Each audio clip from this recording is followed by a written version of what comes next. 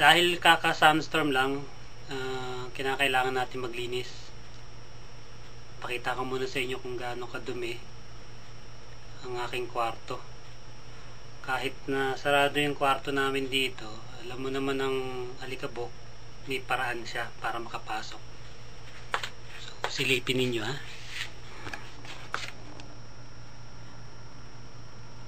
Oh, kita nyo ba ang alikabok? Yan, yan. Ang sahig ko, grabe.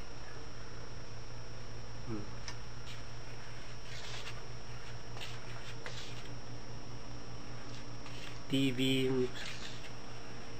kita ba ang alikabok? Ayan o. Sulatan natin.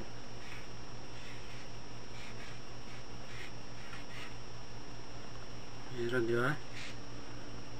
TV ko medyo yan, medyo malinis. Ibabaw. Pwede magsulat, di ba? Ito ba? Yan. So steady lang natin to para naman nakikita ninyo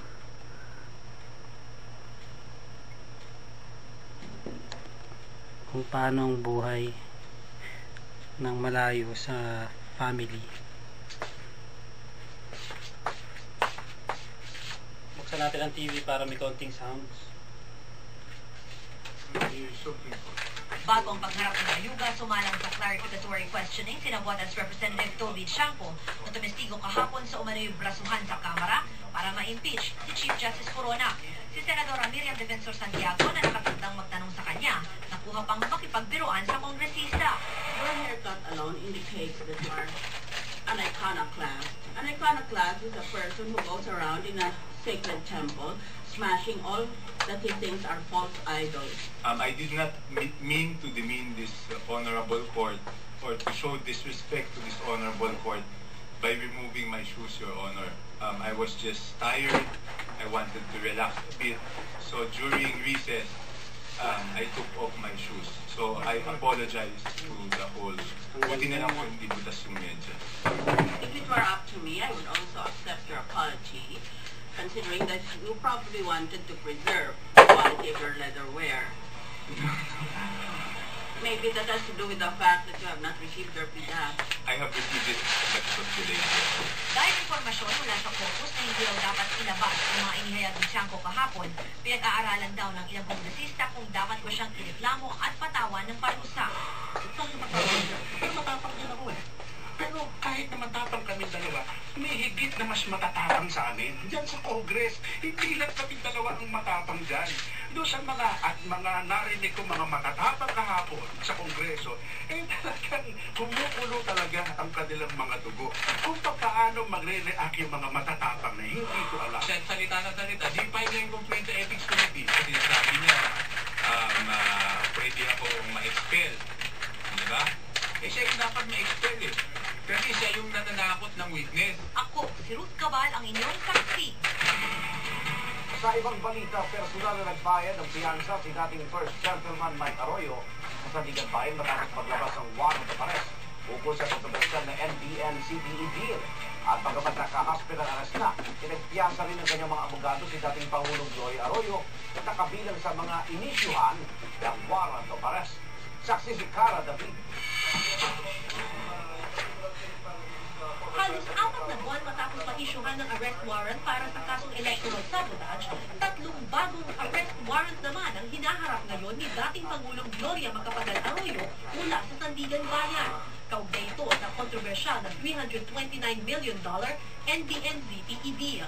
Ang unang warrant ay kaugnay sa kasong paglabag sa Section 3G sa Anti-Graft and Corrupt Practices Law na nagbabawal sa pagpasok sa isang kontrata o transaksyon lubhang ikalulugi ng gobyerno. Para sa kasong ito, kasamang pinaaresto sina dating First Gentleman Mike Arroyo, dating DOTC Secretary Leandro Mendoza, at dating COMELEC Chairman Benjamin Abalos.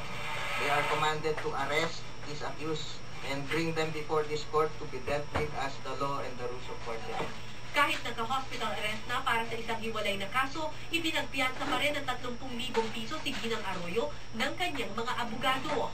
Pero hiniling nilang sa Veterans Memorial Medical Center na lang isagawa ang fingerprinting. So if for any reason sometime in the future ma-dismiss yung case sa electoral sabotage or the court then grants her petition for bail, then as far as this case is concerned, malaya na rin siya. Personal namang nagbayad ng piyansa sa Sandigan Bayan si dating First Gentleman Mike Arroyo na pinagsulitin ng litrato imbis na kunan ng mugshot at tinuna ng fingerprint bagamat di sa harap ng media. This section 3G is only for public officials. This is not for private persons. In fact, there are decided cases that tingnan nyo ang the private individuals walis tambo dito, ganyan lang siya. Naglagak na rin yan sa dating DOTC Secretary Leandro Mendoza na pinag-iisipan ng dumulog sa Korte Suprema kahit naniniwalang mahina ang ebidensya laban sa kanya. We also have the option of going up to the Supreme Court. Remember, this complaint was dismissed earlier by the Ombudsman. So we will elevate this. One option is to elevate this to the Supreme Court. Wala pang tugon ng kaso ni Avalos kaugnay ng arrest warrant. Kaugnay pa rin si MBN-BPE deal, 2 pang arrest warrant ang inilabas para kay dating Pangulong Arroyo. Sa April 11, magaganap ang arraignment sa Sandigan Bayan para sa mga kasong ito na may kinalaman sa kontrobersyal na broadband contract. Ako po si Cara David, ang inyong saksi.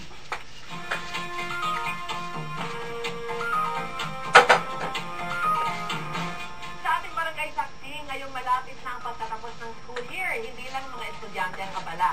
Busy na rin maging ang mga establishmento sa Barangay 592 sa Santa Mesa, Maynila na nag-aalok ng bookbinding at iba pang katulad na serbisyo ngayong graduation season. Saksi si JP Soriano. Tiyak nang nakukumahog na naman ang maraming estudyante sa pag-aayos ng mga class requirements ngayong Marso, lalo na yung mga magtatapos na. Pero ang krami, hindi lang daw masasaksihan sa loob ng mga campus. Sa Tanyag na Teresa Street sa Barangay 592 sa Santa Mesa, Manila, dito alam nyo, kaliwat kanan yung mga tindahan ng mga paggawa ng book bite, magpapaprint, magpagawa ng thesis, iba't ibang requirements para sa graduation. At dito kamustahin nga natin yung mga ilang nagpapagawa ng kanilang requirements. Sir, good evening. Ano pong pangalan nila? Ivan po. Ivan, ano po yung pinapagawa? Nagpapaprint po for thesis tsaka art. Tomorrow. Medyo ramin po yun. Sino ba yung nagpapagawa dito? Ma'am, kaya nyo bang bukas na raw yung kanyang deadline, kaya bang tapusin? Natamayan na. Natamayan? Maglalaman niya kasi marami na sugar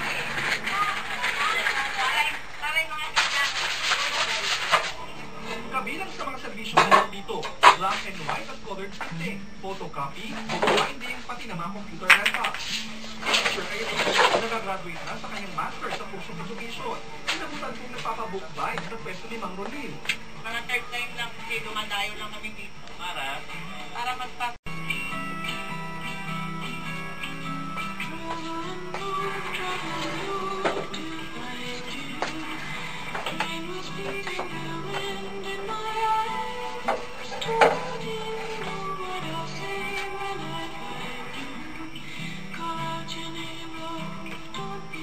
Elegantly designed, immersive 3D experience.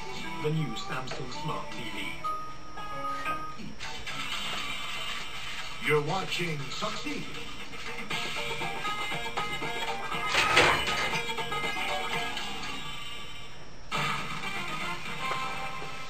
Nag-boom ngayon ang music industry sa Pilipinas dahil sa pagpanaw ng dalawang itinuturing na music icon.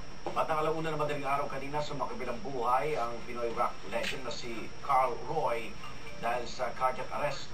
Unang sumikat si Roy bilang vokalista ng bandang POD na nagpasikat sa kantang Yugyuga Na.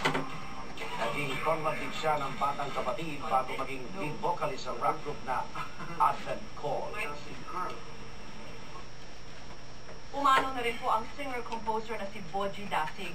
Si Jim Paredes ng Apo Hiking Society ang nagkumpirma ng balitang ito sa kanyang Twitter account. Si Boji po ang sumula ng mga kantang Sana Dalawa Ang Puso Ko at Ale Nasa Langit Na Ba Ako. Samantala, naka-101 na GMA News ang live-in partner ni Yumaong Congressman Iggy Arroyo na si Grace Ibuna. Sinagot ni Ibuna ang mga tanong tungkol sa mga huling sandali ng kongresista at kung handa na ba siyang pains they inflicted on my family. Pinapasa Diyos ko na lang lahat. Pinalayas na si Iggy not bringing even one brief. Pinagkait na yung anak niya. Inamin ng bata yun dito sa inyong channel, right? The whole time na may sakit si Iggy, the whole time na, you know, he was up and down, may tumawag na sa kanila. May nag-offer ba? May nangamusta man lang ba? Diba? Para tanongin ko, kamusta ka na? Diba? O namamatay ka na ba? Or something? Diba? Or gusto mo bang palitan kita? Diba? Bakit na yung patay na si Iggy biglang all of a sudden meron parang lumabas na lang claiming his body? Why his dead body? Wala pa raw plano si Grace kung papasukin niya ang politika. Ngayong nabanggit ang kanyang pangalan na maaaring humahili kay Congressman Iggy. I will pray for this first. Kasi I really believe that once you enter politics, you should enter politics with a calling. Ako si Marie Umali at inyo, saksi. Sa marala kong pagbabatayan ang mga posts sa social media, ano na nga kaya ang mga pinakagusto ng mga babae at lalaki? Bilyong-bilyong post po ang sinuri ng isang kumpanya sa Amerika para alamin niya. Pagbasan. Narito po sa report ng saksi si Ika nga nila, men are from Mars and women are from Venus. At totoo raw yan kahit sa mga gusto nila. Nang suriin ng US-based social media monitoring company na NetBase ang 27 bilyong post ng mga babae at lalaki sa mga social networking sites sa loob ng isang taon. Ang lumabas na #1 na gusto ng mga girls ay stream. At ang numero 1 gusto naman ng mga lalaki batay sa kanilang mga post. Ano pa ba? Di kotse. Men and women are always compared, but mula pa nung una, kung ano yung gusto nila, what they desire, what they want. Pero nang ilista na dahil gusto ng pareho, lumabas na hindi naman pala sila gaanong nagkakalayo. Ang top 3 nga, nagkabalibaliktad lang. It seems that, sinasabing, meron palang pagkakaparehas din ang men and women. At napansin nyo ba, mga pagkain ng karamihan sa nangungunang hilig mapaadan man o Eva, batay sa mga pinopost na status sa mga social networking sites. Siguro kasi marami naglalike, tsaka marami din nagpo-post at the same time, nakikisunod kami sa uso. Nagpo-post ako sa Facebook ng pagkain kasi marami siyang nagko-comment. Mas marami na rin nag-add sa akin. Stress, walang tulog. Hindi, ako natin namin dito, nakatulog ako agad. Ating tulog. Madaling araw daw nung naalimpungatan si Arnold na nila-dilaan siya ni Muffin sa mukha. Hanggang nakaramdam raw siya ng paninikip ng dibdib at hirap sa paghinga. Gagawin na ako, hindi ko na alam kung anong gagawin ko. Kaya kinato yung kapatid ko sa taas. Sabi ko hindi ako makahinga. Pumunta tayo ng hospital. Pagkat yung acid sa sa dibdib. Nagkaroon ako ng heartburn. Malak telenovela nga ang pakikipagsapalaran ng asong si Muffin. Pero sino mag-aakalang ang makulay niyang buhay? Matatapos lang pala noong nalaglag ito sa hagdan. 7 beses pa raw na-revive ni Muffin at nagpabalik-balik sa ospital. Ngunit hindi na nito kinaya ang hirap at tuluyan nang namatay. Dahil po kayo nalasig sa kanya po kabayanihan. Ito po kami ngayon. Buhay na buhay. Dahil kung wala si Muffin, hindi ko alam kung nasaan kami ngayon. Pero hindi raw tuluyang nalayo sa kanila si Muffin. Ipinagpagawa nila ito ng libingan sa tabi mismo ng kanilang bahay.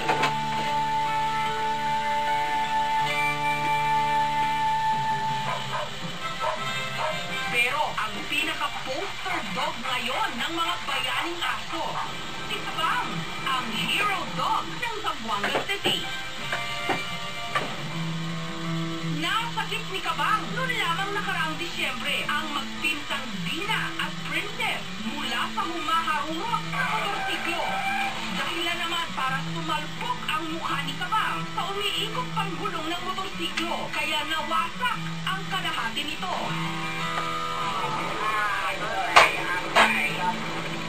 Hindi raw inakala ni Mang Ruby na magkakaroon siya ng malaking utang na loob sa asong napulot lang niya sa tabi ng sapa at inalagaan para pulutanin sana. Marami ng veterinaryo raw basta-basta maibabalik ang nasira nitong mukha. Ginagamot na lang muna ang kanyang mga sugat. Ni minsan, hindi raw sumagi sa isip ni Mang Rudy na ipa-euthanasia o mercy killing na lamang ang aso. Ito lang ang mukhang ko. Aso ko, papatayin nila. Mabuti pa ako lang patayin nila. Bukod sa gamot at dog food na ipinapadala ng kanyang fans, may nag-donate rin ng pera para sa pagpapaayos ng kanyang mukha. Ngunit matagal-tagal pa ang aantayin kung isasailalim siya sa reconstructive surgery. Dahil ang kumakalat na balita ngayon, si Kabang nagdadalang tao, nagdadalang aso. Ano yung tutoy niya, pati yung buwan niya, may gatas na ako. May gatas? May gatas na ako. We don't have ultrasound here that's strong enough, with a probe that's strong enough to check if she's pregnant or not. And it's too early also for us to do an x-ray. Pero hindi pa man kumpirmado kung talagang positive si Kabang. Nakapila na raw ang mga gustong humingi ng kanyang mga anak. Si Kabang ay isang napakagandang aso at isang hero. Ay, hindi ka bintang. Ngayon lang, ibigay ko, program ibigay. Hindi ko mabili. Minsan may nagsabi, sawi raw ang bayang laging naghahanap ng mga bayani. Pero tayo, talaga namang napakaswerte. Dahil kasama na pala natin ang ilan sa kanila sa ating mga tahanan at kalsada. Tunay namang hero ko, si Bantay. Sa ating mga karagatan, may mga nakatagong... We go down near the third part, and then we go to the deepest part here. Pero kahit kulang sa gamit ang mga tiga-national... Kuha ito from sa araw na ito, sa main door. Ang USS New York. Pagkatapos nating linisin. Malinis naman. Isang battleship ng Amerika na sa biyaraw pinalubog. So, tinanggal natin yung table sa gitna. Para hindi mapasakamay sa gilid. ng mga Hapon. Para lumuwag ang ating sala.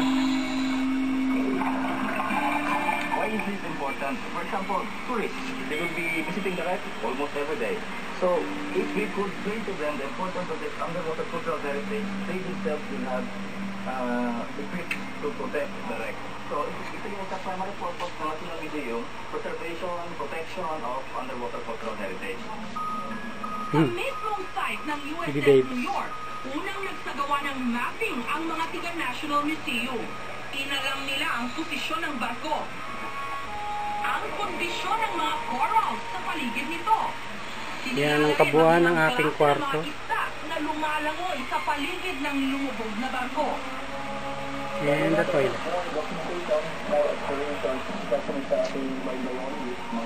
Yan ang shower room na hindi natin ginagamit. Dahil sira ang shower. Tabo-tabo. Tabo system ang ating sistema.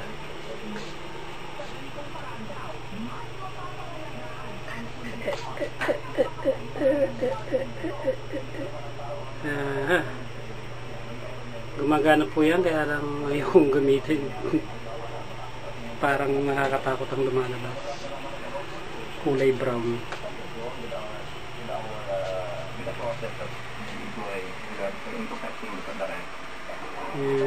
Dito ko tinatago ang aking mga importanteng gamit. Yan, Charlie. Dumating noong 2008, September.